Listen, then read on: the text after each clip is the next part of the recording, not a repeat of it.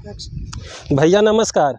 भांगड़ा के बिजनेस कैसे करी तो यहीं पहले एकरा के जान ली कि भांगड़ा के बिजनेस करे खातिर खर्चा कितना लागी। तो भैया मार्केट में 5,000 रुपया के सेट बा भांगड़ा के। 5,000 रुपया के सेट लेके आ 20,000 रुपया तक लेके भांगड़ा के सेट बा, ठीक बा। और रह गइल कि भांगड़ा के जो ड्रेस होला जो कलाकार लोग पहन के बजावेला, तो कलाकारन के ड्रेस कितना के पड़ी। तो ड्रेस रौरा एगो कलाकार के समझ जाए कि मैंने एक से ड्रेस के 1,000 रुपया से लेके 5,000 रुपया तक लेके सेट बा। तो रौरा बजट के ऊपर निर्भर करता है, रौरा जितना के खरीद ली। तो मैंने समझ जाए कि रउआ ज़्यादा हाई फाई ज़्यादा महंगा खरीदारी नहीं करे के। रउआ 800 रुपया वाला ढोल खरीद लेवे के बा 3 गो, तो 8 तरीके 2400 रुपया हो गई। आ 600 रुपया वाला एगो रउआ ताशा खरीद लेवे के बा, तो 2400 रुपया हो गई ढोल के। 3 गो ढोल के 2400 रुपया आ 600 रुपया के एगो ताशा हो गई राउर 3,000 रुपया में ढोल ताशा तैयार।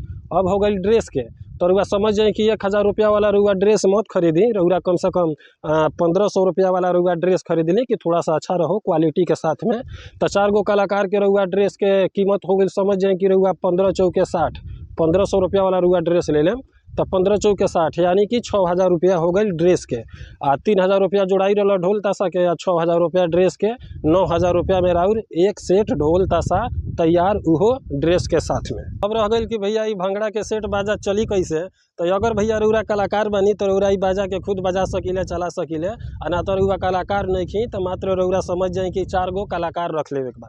तो 4 गो कलाकार रख लेवे के बा तो रउरा इतना ही बढ़िया से समझ जाए कि अगर एगो कलाकार कोई के भांगड़ा पार्टी में वो भांगड़ा बजावे जाता, तो अगर ओकरा 800 रुपया मजदूरी मिलता तो रउरा 800 रुपया मजदूरी नहीं देवे के, जगह पर सीधे 1,000 रुपया मजदूरी देवे के बा। आ मार्केट में भैया रउआ भांगड़ा के साटा करत होकेम चाहे कोई के बनवावत होकेम, तो रउरा अच्छा तरीका से जानत होकेम कि मैंने 8,000 12,000 15,000 इतना रुपया तक लेके भांगड़ा के साटा होला। तो रउरा 12,000 15,000 10,000 8,000 रुपया के रउआ साटा बुक नहीं करे के। ऐसे कि रउआ अभी नया नया रउआ अपन बाजा के ओपनिंग कैले बानी, तब समझ जाए कि मैंने मार्केट में जे भी साटा बुक कराता है वो 8,000 रुपया से कम में कोई साटा बुक नहीं करत। इतना समझ जाए कि वो लोग क्रिया खा ले बा।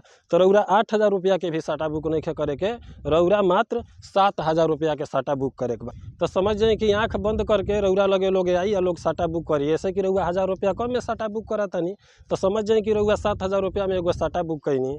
और 4 गो कलाकार गई बजावे, तो 4 गो कलाकार के और मजदूरी कितना हो गई। एगो कलाकार के 1,000 के हिसाब से 4 गो कलाकार के 4,000 रुपया मजदूरी भइल, ठीक बा। तो 4,000 रुपया रउआ छाट दी 7,000 में से। ऐसे कि रउआ 7,000 के साटा बुक कैले बानी, तो रउरा लगे बच गई 3,000 रुपया रउआ घर बैठल कमैनी। रउआ ना अपना से जाके खुद बजैनी ना कहीं कुछ कहनी, रउआ सिर्फ घरे 5 मिनट 10 मिनट में साटा लिखनी। साटा लिखे में जो टाइम लागल तो टाइम लागल, और आदमी गई बजा के आयल 4,000 रुपया रउआ अपन कलाकार के दे देनी, 7,000 में साटा बुक कैनी और 3,000 रुपया रउआ आसानी से बच गए। तब समझ जाइए भैया कि 1 साल के सीजन में कम से कम ना कुछ तो रउआ 25-30 गो तो रउआ साटा बुक करिए ले, हम आसानी से बुक कर ले। एकरा में कोनो बड़ी बात नहीं है। सबसे बड़ा बात ई बार रउरा में प्लस पॉइंट कि रउआ 8,000 के जगह रउआ 700 रुपया में रउआ साटा बुक करता नहीं। तो आई हमनी के 30 गो साटा पर जोड़ लेवल जाओ कि कितना पैसा भइल। तो एगो साटा पर बचल हुआ 3,000 रुपया, तो 10 गो साटा पर सीधे 30,000 हो गई। तो 30,000 हो गई तो 30 गो साटा पर हुआ सीधे 90,000 रुपया हो गई। तो रउआ 9,000 रुपया एक दिन लगा देता नहीं, तो समझ जाए कि रउआ साल भर के बीच में रउआ 90,000 रुपया आसानी से कमा सकता नहीं। एकरा में कोनो दिक्कत नहीं है। और जो कलाकार के झंझट रहा तो समझ जाए कि हर जगह लोग भांगड़ा में बजावे जाता, तो मजदूरी ये बात 700-800 रुपया लोग लेता, और मालिक लोग उतने देता। तो रउआ 800 रुपया नहीं देवे के, रउआ तो सीधे 200 रुपया ज़्यादा देवे के बा 1,000, ताकि कलाकार रउआ लग से भागी ना, रउआ लगे हमेशा के हमेशा सटर रही। तो जो एगो समस्या मन में होला नू कि का पता कलाकार समय पर आई कि ना आई, तो काहे ना आई, रउआ तो सीधे 200 रुपया ज़्यादा देता नहीं। रउआ भैया एक सीजन में 30 गो साटा बुक कैनी है, तो रउआ कमैनी है 90,000 रुपया। ये रउआ समझ जाए कि 7,000 रुपया के साटा बुक कैनी है तब रउआ कमैनी है 90,000 रुपया।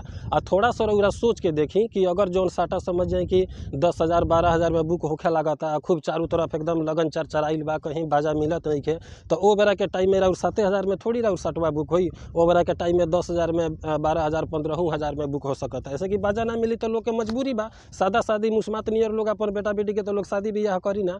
तो समझ जाए कि जो रउआ 7,000 के जगह पर 9,000 10,000 बान्हता नहीं, तो समझ जाए कि 2,000 3,000 रुपया जो भी एक्स्ट्रा में बुक होता, वो तो राउरे है, वो तो कलाकार के है ना। तो एक सीजन रउआ ई चलाई, एक सीजन के बाद फिर रउआ लगे जो पैसा होता तो रउआ 1 सेट भांगड़ा के जगह पर रउआ 2 सेट और खोल ली।